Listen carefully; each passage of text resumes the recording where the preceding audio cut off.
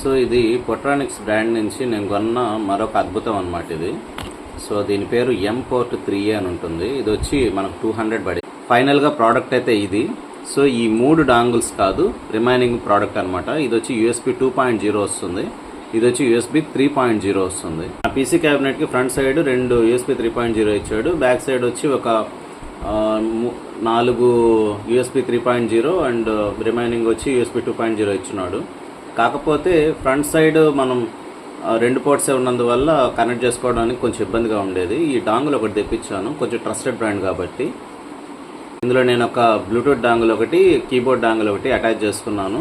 So అంటే range పెరుగుతుంది, ఎందుకంటే మనము పీసీ క్యాబినెట్ వెనక సైడ్ మనము పోర్ట్స్ ఈ డాంగిల్స్ అటాచ్ చేసినప్పుడు వాటి రేంజ్ అయితే తగ్గిపోతుంది. ఈవెన్ కీబోర్డ్ కూడా కొంచెం దూరం వెళ్ళిందంటే మనం టైప్ చేసినప్పుడు రాంగ్ కీ ప్రెస్ అవుతూ ఉంటుంది, లేకుంటే కీ ప్రెస్ కాదు.